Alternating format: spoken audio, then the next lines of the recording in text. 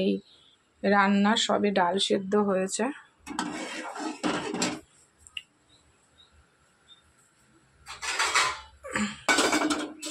আজকে শুক্রবার, আমাদের নিরামিষ।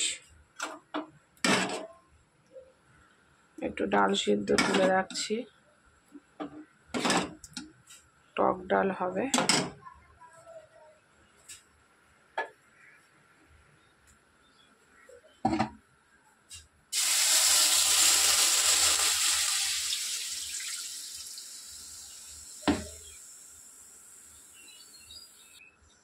আজ শুক্রবারের রেসিপি হচ্ছে আম ডাল, আমের চাটনি, উচ্ছে দিয়ে একটা রেসিপি হবে, আলু ভাজা, পটল ভাজা, আর একটা নিরামিষ তরকারি হবে।